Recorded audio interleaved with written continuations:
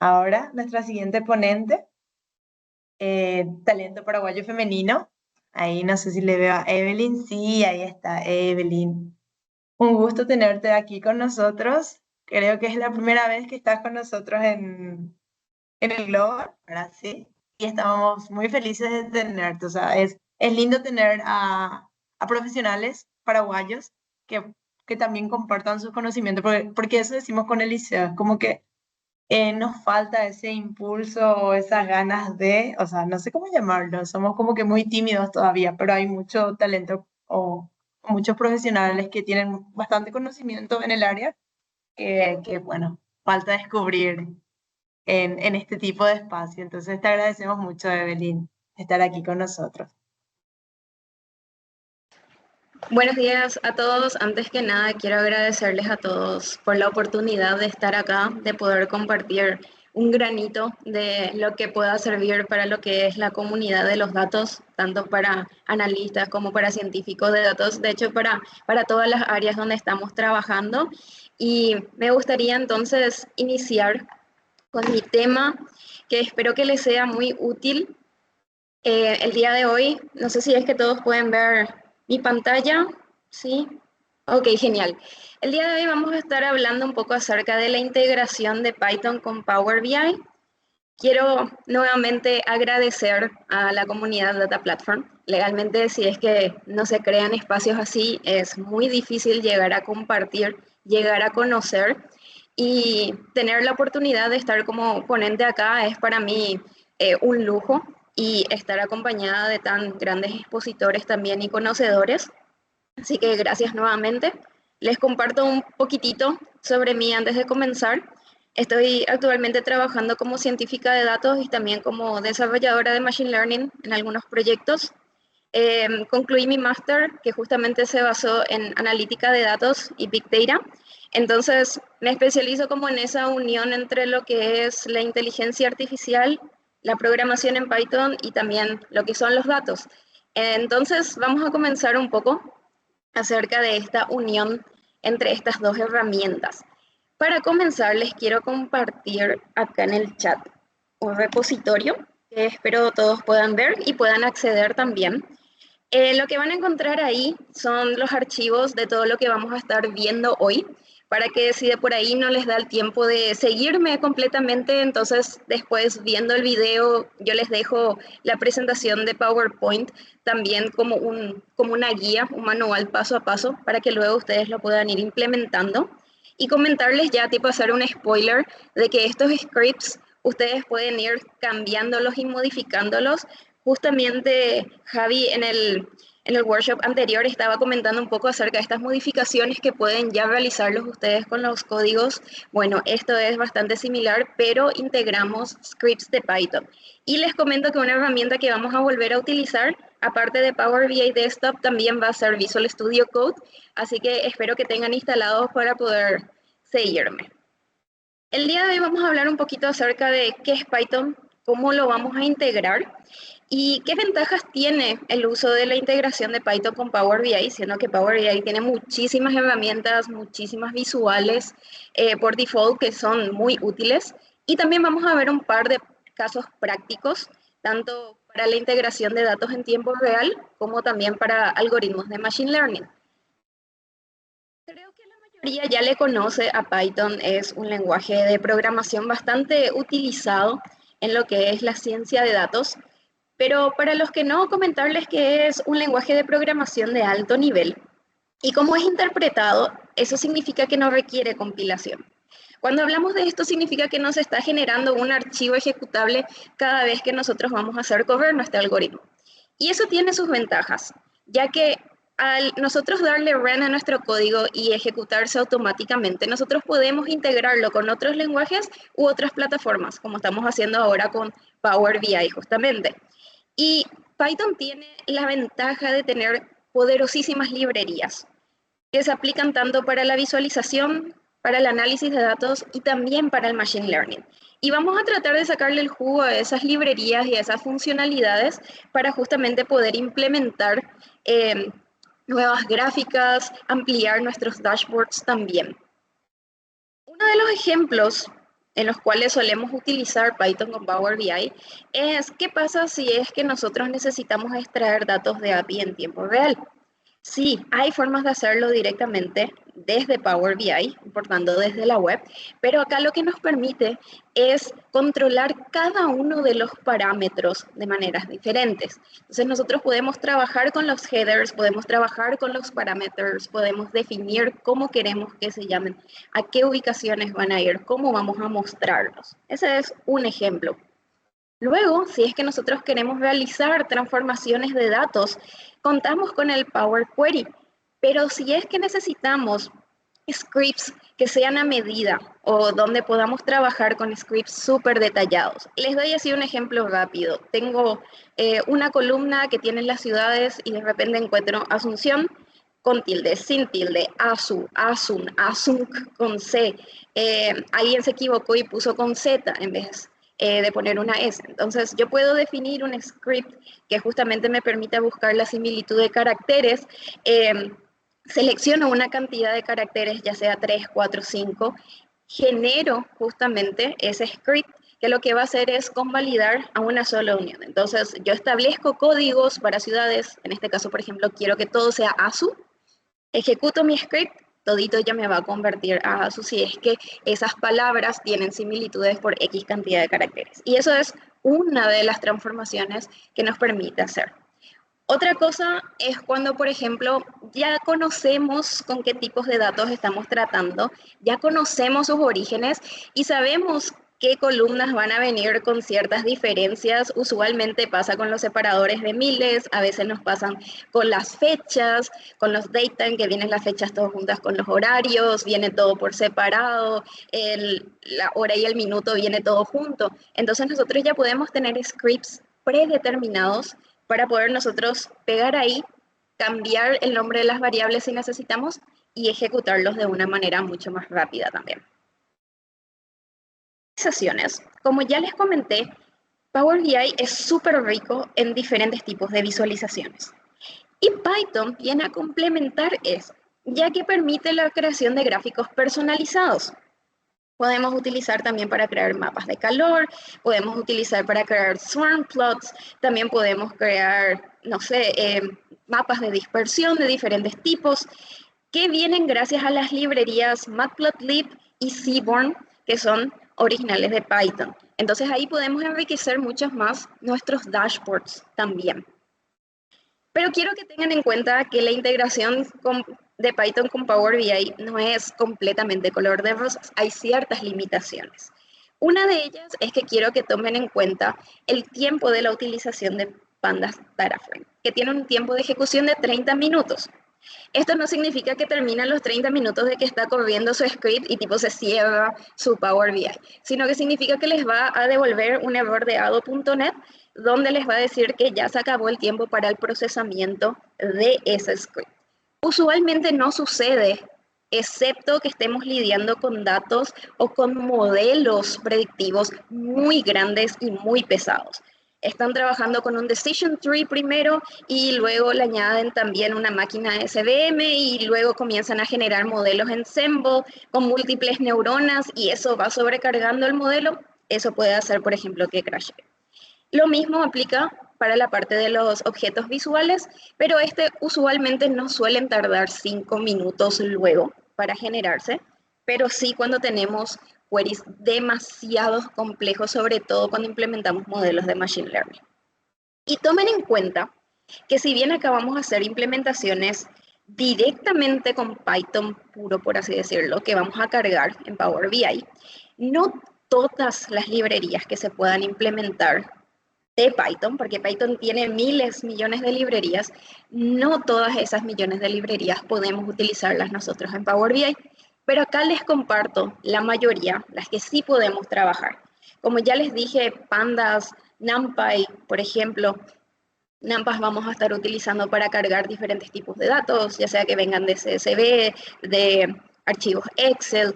Podemos utilizar, como ya les dije, Matplotlib, Seaborn, por ejemplo, para trabajar con nuestras gráficas. Podemos trabajar con modelos de Machine Learning a través de Scikit-learn, SciPy también, y después podemos trabajar con XGBoost también a medida que vamos a trabajar con modelos de ensemble.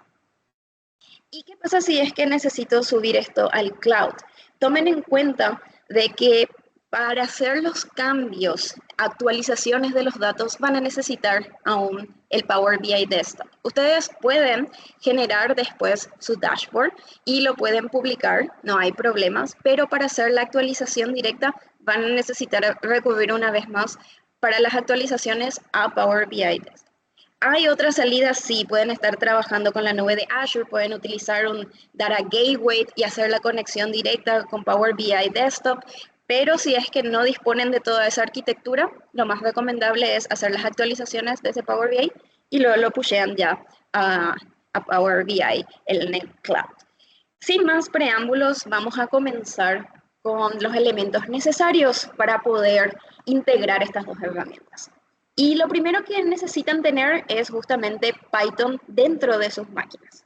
Esto no significa que si es que ustedes tienen que compartir sus dashboards para alguien que solamente va a visualizar, la persona que recibe necesita tener Python. Solamente ustedes que son los que van a hacer las actualizaciones. Para visualizar, esos gráficos ya quedan renderizados y ya están listos como para ser visualizados. Pero ustedes que hagan los cambios y actualizaciones, sí van a necesitar. Esta es la página web oficial para descargar Python. Python es libre, es open source, así que porfa les pido que no descarguen de cualquier página. O sea, no tiene ningún costo y tiene para diferentes sistemas operativos también. Una vez que ustedes descarguen Python, para comprobar que Python se haya instalado de verdad, lo que necesito que hagan es clic en el botón de Windows y luego vayan a su CMD o a su símbolo de sistema y quiero que escriban justamente este comando de acá abajo, Python-version. Ahí les tiene que devolver a ustedes la versión de Python con la que están trabajando. Si es que no les aparece todavía eso, es que tienen que instalar. Otra opción es que pueden instalar ustedes directamente desde el Microsoft Store. Ahí pueden abrir su aplicación, escribir Python y luego ya lo descargan automáticamente. Hay una cosita importante. Para los que son desarrolladores sabrán que trabajar con Anaconda es genial, ¿verdad? Para el desarrollo. Pero Anaconda con Power BI no se llevan muy bien, así que para esta integración traten de evitar ese gestor de entorno en particular. Traten de trabajar directamente con Python en su versión más pura, por así decirlo. Luego, acá vamos a introducir un poquito a mi caballito de batalla, que justamente Javi ya estuvo presentando anteriormente, que es Visual Studio Code. Es un IDLE poderosísimo para poder trabajar con diferentes lenguajes de programación, con diferentes extensiones también. Y lo que les quiero mostrar para el día de hoy es cómo podemos trabajar con archivos de Python.py y con archivos de Jupyter Notebook. ¿Okay? Jupyter Notebook es como un conjunto, es como un libro, un cuaderno, como su nombre lo indica, donde nosotros podemos tener pequeños fragmentos de código en Python que se van ejecutando en esos bloques que tienen. Entonces ustedes ejecutan el primer bloque y luego abajo ya les va a arrojar el resultado. Pueden añadir markdowns, incluso si necesitan, para poner notas, para poner títulos, además de los comentarios que pongan. Entonces es un muy buen entorno cuando ustedes necesitan tener varios scripts de diferentes tipos con ustedes, entonces los van agrupando todos en un Jupyter Notebook, que es algo que pueden hacerlo también con los diferentes scripts que les envié. En Visual Studio Code está disponible también para diferentes sistemas operativos, como lo pueden ver acá, y es dentro de todo muy sencillo de utilizar una vez que ya lo tengan. Pero les recuerdo otra vez, primero tienen que tener Python, luego vamos a utilizar Visual Studio Code. No al revés, porque si no igual no van a poder ejecutar sus archivos de Python, porque no va a encontrar el kernel de la versión de Python que tengan ustedes en su equipo. Una vez que ya hayamos instalado ambas cosas, nosotros vamos a necesitar instalar algunas librerías para hacer nuestra demo. Entonces, les voy a dejar de compartir y vamos a pasar un ratito a nuestro archivo. Lo que yo les quiero pedir es que ustedes tengan, si es posible, ya descargada esa carpeta que yo les pasé en el repositorio de GitHub. Descarguen a un directorio que les sea fácil de encontrar, porfa, donde puedan tener todos sus archivos juntos. Y luego cuando llegamos a Visual Studio Code, lo que van a hacer es irse a File, Open Folder, abrir carpeta, y luego van a seleccionar ahí la carpeta donde tengan. Yo en este caso, por ejemplo, le tengo acá, en Bootcamp Data Platform, entonces yo le hago seleccionar carpeta y al hacerlo me va a arrojar justamente toda esta lista de archivos aquí a la izquierda. Dentro de scripts, nosotros vamos a encontrar cada uno de los archivos Python con los que vamos a estar trabajando. Y afuera de los scripts, ustedes van a tener un archivo que se llama requirements.txt. Esto que ustedes ven acá, Kaggle, Pandas, NumPy, Matplotlib, Seaborn, etc., son las diferentes librerías con las que nosotros vamos a estar trabajando para hacer nuestras demos.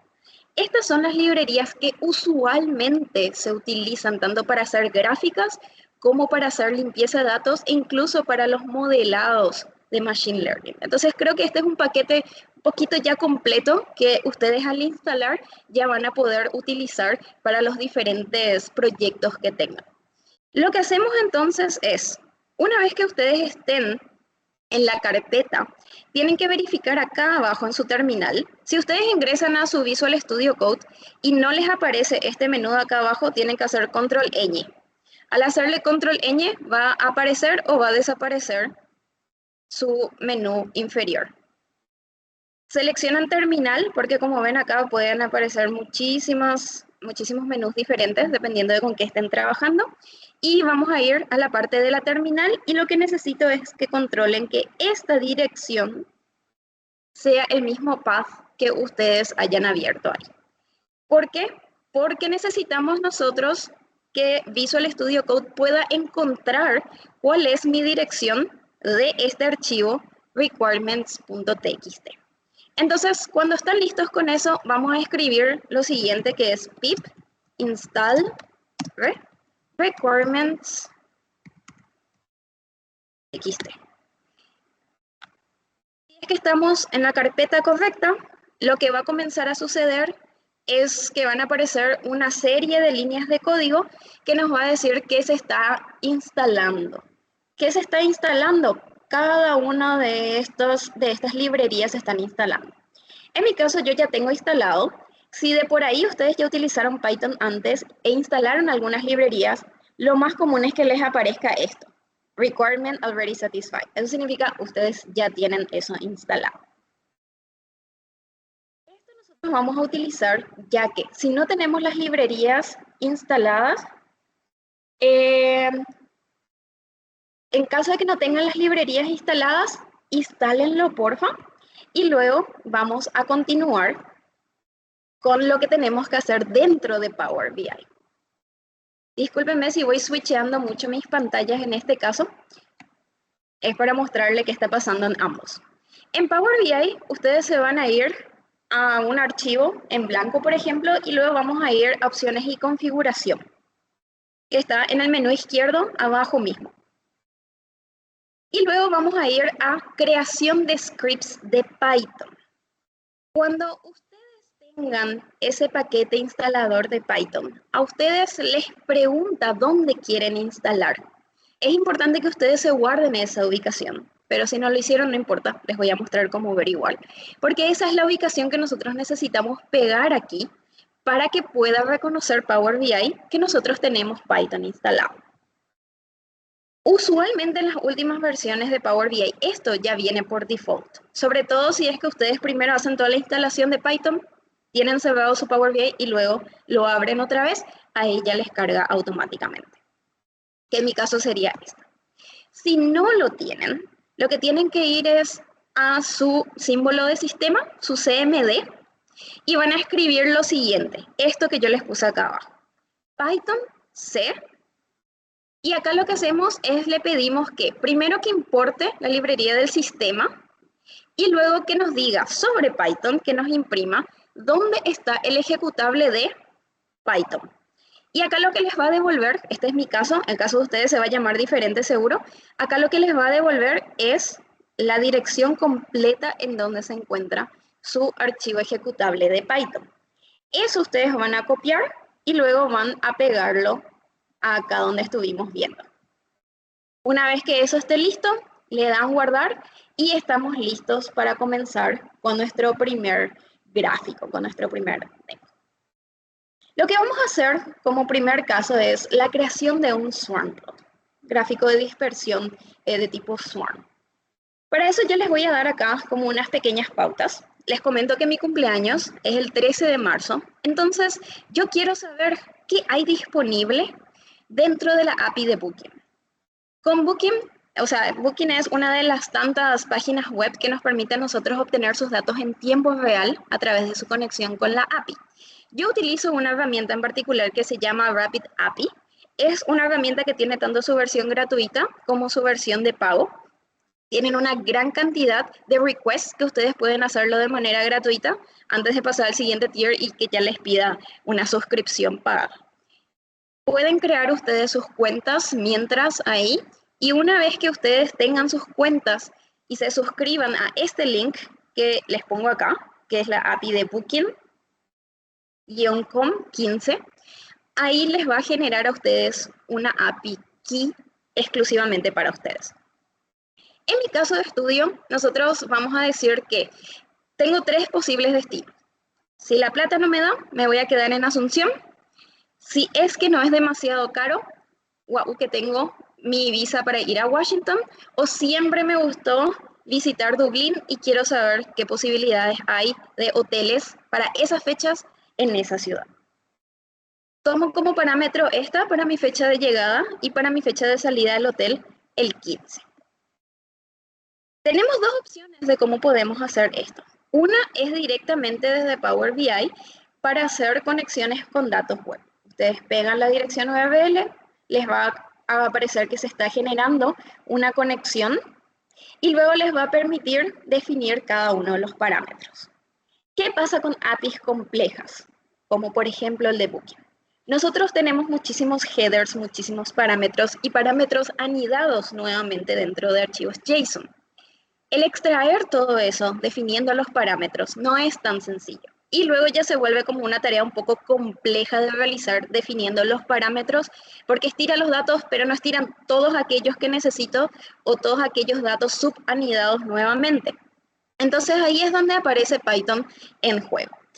Acá les doy algunos ejemplos de qué es lo que podemos realizar con Python.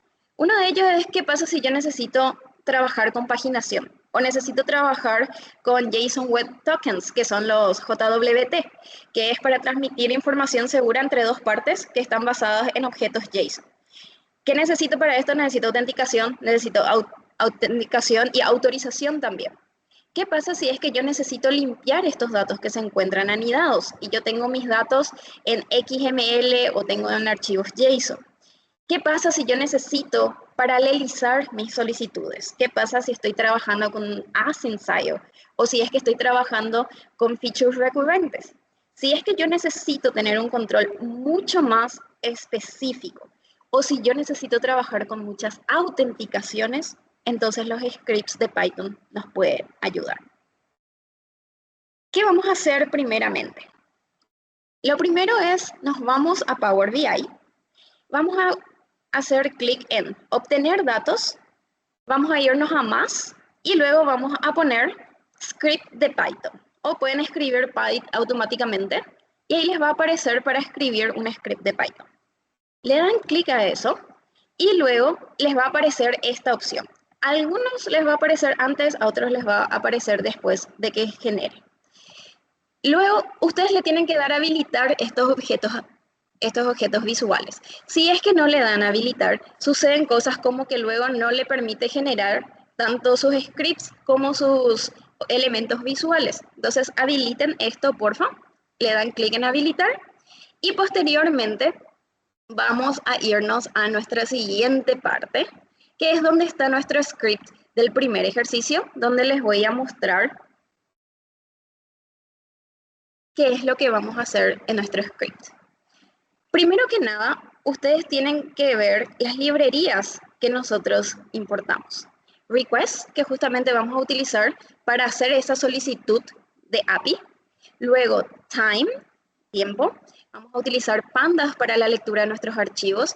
Luego vamos a utilizar una librería interesante de OpenStreetMap que es GeoPy, que funciona con GeoEncoders. Ustedes pueden trabajar con los mapas que deseen. Hay mapas que proveen mayor precisión, pueden utilizarlos sin ningún problema.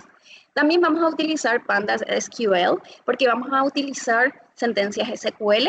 Y luego estas dos librerías que vamos a tener acá, tanto Matplotlib como Seaborn, van a ser nuestras librerías para nuestras visualizaciones.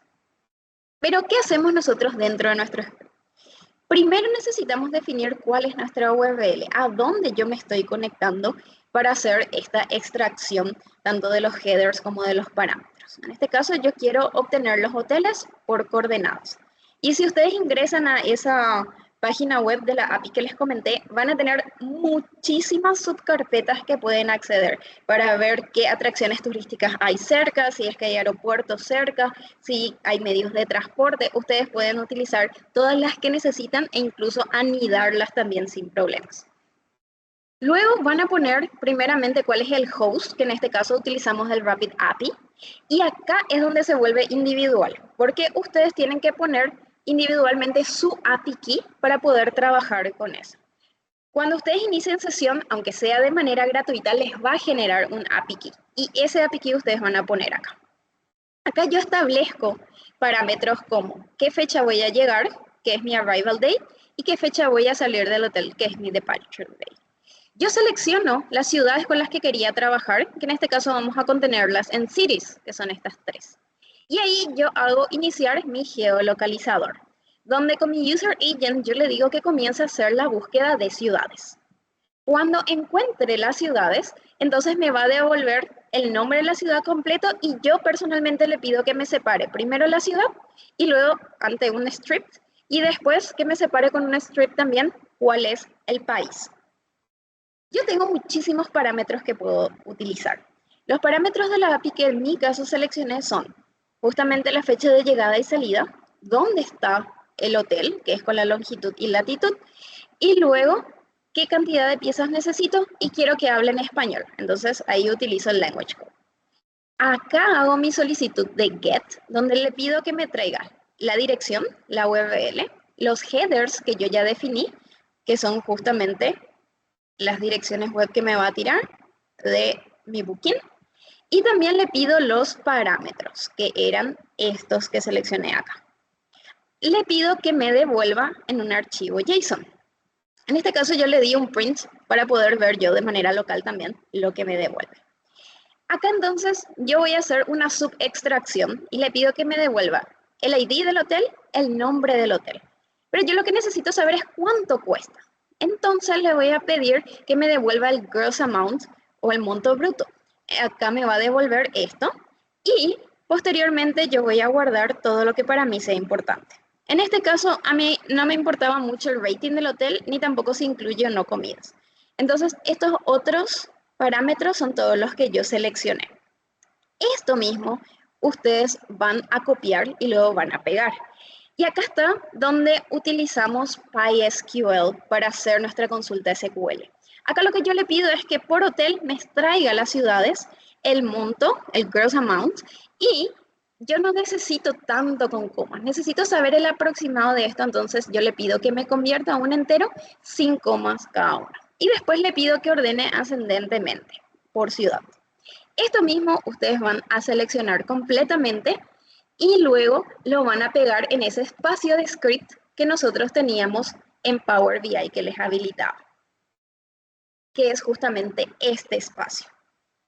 Al pegar acá, luego ustedes le van a dar aceptar a eso y una vez que le den aceptar, lo que va a suceder es que se va a comenzar a conectar a Python. Si hay algo que se haya copiado mal, lo más probable es que les devuelva un error.ado.net. Y esto también aplica, y no necesariamente si ustedes copiaron mal, sino que también tratan con librerías que no estén permitidas en Python. En este caso, sí les va a permitir pasar sin ningún problema y les va a devolver esto, o el Hotel Prices o el Fact Hotels.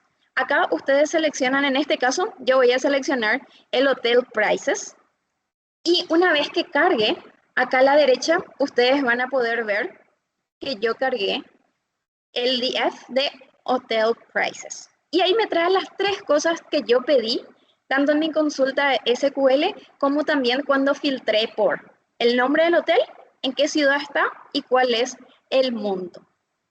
Yo hago clic después en este objeto visual de Python. Siempre recuerden que tenemos 2 pasos. Una, que es el script para cargar, en este caso, nuestra solicitud de API request completo, traer todos los datos en tiempo real desde la web. Y este segundo script que vamos a cargar ahora, que justamente nos va a servir para elaborar nuestro gráfico. Importante tomar en cuenta que cuando ustedes hagan clic en este objeto visual, les va a aparecer este editor de scripts. Y sepan que para Power BI siempre se llama dataset. O sea, la variable con la que van a trabajar ustedes se va a llamar dataset. Yo ya les configuré eso en el de ustedes, pero a futuro, si es que ustedes quieren modificar sus scripts, ténganlo en cuenta. Y les va a aparecer luego comentado que se está importando un dataset. Y al seleccionar City, Gross Amount y Hotel Name, les va a decir que va a trabajar con esos 3 datos, o sea, con esas 3 columnas. Acá nosotros vamos a trabajar con nuestro segundo script. Este segundo script lo que nos va a permitir a nosotros es cargar nuestro gráfico. Y es este de aquí. Como ven acá, vamos a importar nuevamente lo que necesitamos de Matplotlib y Seaborn para insertar nuestros datos. Y ven acá, se llama dataset, así le llaman. ¿Qué selecciona para mi subset? La ciudad y el gross amount. Acá lo que yo hago es decirle qué tamaño va a tener mi gráfico y le digo en este caso que yo no quiero tener color de fondo. Este face color ustedes pueden cambiar al color que necesiten, sobre todo si están trabajando con algún fondo claro. Yo en mi caso soy, como se dice, un bicho nocturno, siempre trabajo con todo en modo oscuro, como pueden ver mi entorno, también en Power BI. Entonces, en este caso selecciono None. Acá les dejo algunos tips de diferentes tipos de gamas de colores que pueden trabajar. En este caso, tienen el set 1 que utiliza los colores rojo, azul, verde, set 2, verde, naranja, azul. Existen muchísimos más que ustedes pueden ir cargando dependiendo de lo que necesiten. Y acá ustedes definen con Seaborn cómo va a ser su swarm plot. Quiero que en el eje X esté mi ciudad, en el eje Y va a estar el monto, después le voy a poner mi paleta, qué tamaño van a tener justamente cada uno de ellos, y ya voy creando tanto mi título como las etiquetas para el eje X, eje Y. Esto ustedes pueden cambiarlo y modificarlo como ustedes quieran desde acá. Pueden cambiar el color de las letras, pueden cambiar el color de el tamaño de las diferentes palabras que están utilizando para ejes.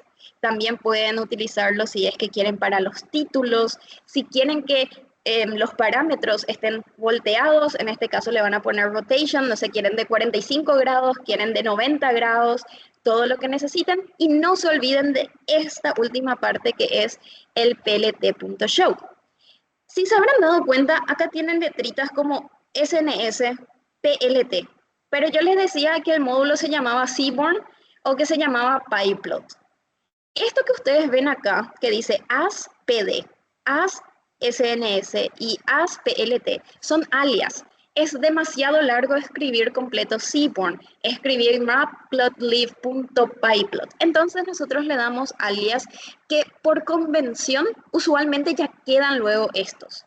Ustedes le pueden llamar como quieran, pero recuerden que si acá cambian cómo se va a llamar, en cada uno de los casos tienen que cambiarle también.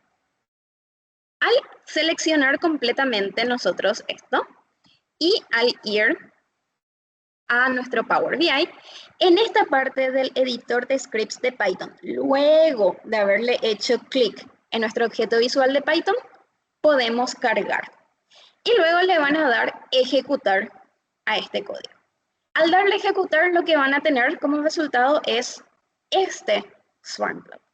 Y como pueden ver acá mi fondo, yo les dejo también las imágenes si de por ahí quieren utilizar ese fondo negro, quieren editar, les dejo también para que tengan como unos templates ahí. En este caso lo que nos devuelve es cómo tenemos la dispersión o la distribución de precios en las diferentes ciudades. En Asunción, por ejemplo, tenemos incluso por menos de $250, hasta un poquito más, capaz de $500. En Dublín está un poquito más caro. Washington es tipo nuestro punto medio. Ahí pueden ver cómo se distribuye. Y exactamente de la misma manera, podemos trabajar con otro gráfico personalizado también, que es el famoso Violin Plot, que a diferencia del otro, como pueden ver, tenemos los puntos de dispersión en manera de pequeñas bolitas. En este caso tenemos como áreas, ¿okay? Pero nos está transmitiendo básicamente la misma cantidad de datos. Podemos tener también la media que podemos definir entre los diferentes niveles. Y eso ustedes lo tienen en su script como Violin Plot. Vamos entonces a nuestro siguiente y último ejemplo, donde vamos a trabajar con clustering de K-means.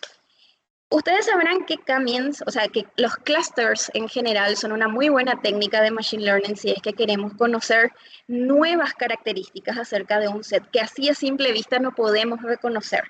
Se utiliza muchísimo en marketing, si es que queremos hacer catalogación o separación de diferentes tipos de clientes. También lo podemos hacer para selección de características que no están disponibles, segmentaciones de diferentes tipos. Podemos hacer también a través de Power BI los clusters, pero con Python le podemos añadir mayor parametrización a esto. Una de las ventajas que tiene es que podemos ajustar la cantidad de clusters que queramos utilizar. Cuando utilizamos directamente con Power BI, se utiliza una serie de métodos que ya nos permite establecer directamente cuál va a ser la división de clusters. ¿Qué pasa si yo quiero saber qué hay más allá y quiero aumentar mi cantidad de clusters para ver otras características subyacentes? No lo puedo hacer automáticamente. Ahí es donde recurrimos a Python. Podemos utilizar diferentes métodos, como por ejemplo la técnica del codo, para saber cuál va a ser la división de clusters de una mejor manera. Por ejemplo, nosotros vamos a trabajar con un segundo dataset que en este caso se va a llamar clusterdf.import. Ahí lo que ustedes básicamente van a hacer va a ser importar su dataset, que en este caso es un dataset de Spotify con el que vamos a estar trabajando, y vamos a tener diferentes características de diferentes canciones de muchísimos artistas y álbumes diferentes.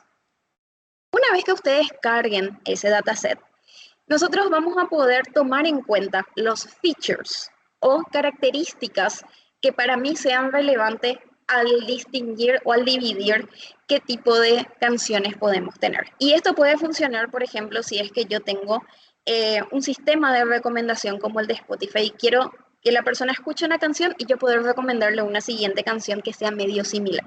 Entonces ahí yo puedo tomar diferentes features que sean características importantes para poder nosotros dividir estos clusters. Y esto es lo que vamos a tener. ¿Cómo llegamos a eso? Es lo que tenemos en este siguiente diagrama. Primero, como les dije, cargamos los features, escalamos los datos. Recuerden que K-means es siempre sensible a las escalas. Y posteriormente acá es donde nosotros definimos toditos nuestros parámetros manualmente. Si yo quiero 5 clusters, acá puedo definir. Si quiero 10 clusters, acá puedo definir. Si quiero comenzar en un random state mayor o menor, acá lo puedo definir. ¿Cuánta cantidad de inits necesito? Ahí también lo puedo definir. Es muy personalizable, por lo tanto nos va a permitir o ampliar o disminuir más nuestros clusters dependiendo de qué tan personalizado necesitamos que sea. Y así rápidamente les comento cómo funciona este método del codo, que yo les dejé el script y se llama luego método del codo. Y básicamente funciona a través de la organización de los PCA. Este es el método del codo. Y acá lo que podemos ver nosotros es que tomamos los datos que tenemos y luego utilizamos este elbow method y vemos al cargar cómo se pueden distribuir los clusters. Lo que nosotros necesitamos encontrar acá es dónde se genera el codo justamente. Y algunos me pueden decir, el codo yo veo que se genera acá en el 3. Otros me van a decir, no, creo que en el 5 se genera. Lo que tenemos que tratar de buscar, y eso les puse luego para que tomen en cuenta, es dónde la inercia se vuelve más gradual, dónde la distancia entre estos nodos se vuelve más gradual. Y principalmente la encontramos en el nodo 5. Algunos me dirán, no, en el 4 ya se percibe. Podemos probar con 4, podemos probar con 5. ¿Qué pasa si yo quiero ver mucho más allá y quiero ver segmentaciones que sean con mucho más detalle? Ya puedo pasar a 6 o a 7K para la división de nuestros clusters. Y una vez que sepamos esto, gracias al método del codo, yo puedo entonces seleccionar eso.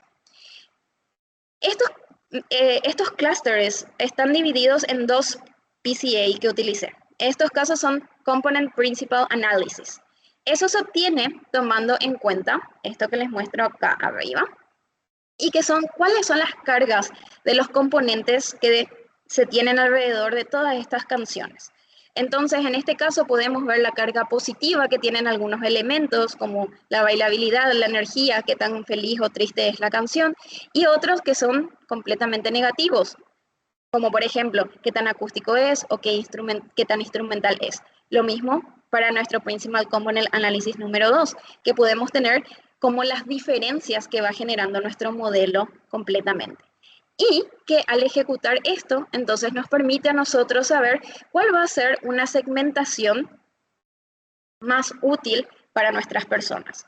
Y ustedes después en sus proyectos de Power BI pueden ingresar y pueden añadir filtros para poder ver cada artista qué tipo de canciones tienen que están divididas en los diferentes clusters. Se van a dar cuenta que hay artistas, por ejemplo, que tienen casi todas sus canciones dentro de un solo cluster. Van a ver que hay artistas que tienen diseminados. Entonces ahí ustedes pueden extraer información relevante acerca de qué tipo de características son importantes para poder recomendar a una persona algún tipo de canción en general, como ejemplo. Entonces, ya sin más preámbulos, dejarle unas pequeñas conclusiones como que Python es una herramienta súper poderosa que podemos añadirla a Power BI, que de por sí es genial y tiene muchísimas características para poder realizar operaciones incluso mucho más avanzadas que tomen diferentes elementos de nuestros ETLs e incluso utilizar para visualizaciones personalizadas y llegar a ser modelos de Machine Learning o modelos estadísticos avanzados también. Entonces, les dejo con esto y muchas gracias también. Muchísimas gracias, Evelyn. Creo que todos nos quedamos con la boca abierta de tanta información, pero muy interesante. O sea, todo lo que puede hacer con el análisis de datos, bueno, o la ciencia de datos, ¿verdad? Y creo que hay mucho que revisar luego en los videos después de esta ponencia, porque quedaron cortos los 45 minutos, pero lo hiciste fantástico. Que muchas cosas que no sabemos había sido verano. Habían sido, sí. No, y a mí este tema de cómo analizar los viajes, eso ya me encantó. Dije, esa va a ser mi tarea, tengo que hacerla. Así que muchísimas gracias, Evelyn. Muchas gracias a todos y les comento que también, ya que tuvimos justamente un tema de tiempo corto, no pudimos segmentarlo demasiado, entonces les voy a dejar así completo en ese mismo repositorio que les compartí, guárdenlo porfa, ahí también les subo la presentación y si tienen consultas o dudas también les dejo mi LinkedIn, les dejo también mi correo, ahí me van preguntando y les voy ayudando en los procesos si de por ahí haga falta. Muchas gracias. Gracias, Gracias, Evelyn. Evelyn. Espectacular la Ya presentación. Muchísimas te gracias. adelantamos, Evelyn, que te vamos a citar durante el año, o sea, porque nos quedamos con más ganas de seguir conociendo contigo. Sin problemas, organizamos una parte 2 entonces para continuar los análisis. A ver qué tal te va con la parte de tus destinos, Ana, y vemos A también ver, tus resultados, a ver si es que funcionó los atractivos turísticos más baratos y qué tal salieron. me parece muy bien, ya está, ya me quedo con ese desafío. Preguntas, creo que tuvimos una, Eliseo. Sí, María Teresa es la que había hecho un par de preguntitas. Nos quedamos ahí corto de tiempo, entonces no pudimos leer su consulta, pero básicamente en su momento preguntaba a ella, ¿verdad? Si el propósito de encontrar la tendencia de preferencia era una de las preguntas de María Teresa. Y luego también comentaba, creo que más bien, ¿verdad? Que su análisis de sentimiento en el modelo, ¿verdad? Bueno, para responder un poco, básicamente lo que nosotros buscamos con el método del codo es más bien la inercia que podamos encontrar. Nosotros tomamos un número de Ks que encontramos en un rango que nosotros preestablecemos y tratamos de buscar esa inercia cambiando el número de Ks que podamos tener en nuestro K-means, que son justamente nuestros números de clusters. Cuando se generan a través de ese loop interactivo dentro de nuestros diferentes rangos que establecemos, entonces vemos que va a generarse justamente como una línea de codos. Y en ese codo, lo que nosotros tratamos de buscar es cuál es la distancia que tienen estos clusters entre sí, que son los números que nosotros seleccionamos, y cuando se vuelve una distancia estable entre los nodos, ahí podemos encontrar el mejor número. El uso de análisis de sentimientos está muy interesante, pero en ese caso se va a necesitar utilizar otras librerías que podamos ver y también vamos a necesitar analizar las letras, las líricas de los temas, por ejemplo. Para análisis de sentimientos se podrían utilizar, por ejemplo, había otro parámetro que era si es que la canción tiene palabras explícitas o no tiene. Si es que podemos añadirle incluso, si el tempo de la canción es lento y tiene palabras explícitas o tiene palabras que hacen relación a, hacemos un análisis completo a las líricas de cada uno de los temas y ahí podemos establecer ese análisis de sentimiento tanto positivo como negativo para ir sabiendo justamente que va a acompañar más a un humor positivo, a un humor negativo. También tenemos que tomar en cuenta las escalas, si son escalas mayores, menores utilizadas, pero sí, es súper viable utilizar también para análisis de sentimientos posteriormente. Buenísimo. Muchísimas gracias, Evelyn. Yo creo que nos quedamos con, bueno, con la claridad diría sí, tenemos una idea, pero bueno, después ya nos toca experimentar. Gracias, Evelyn. Y Muchas gracias a gracias. todos también.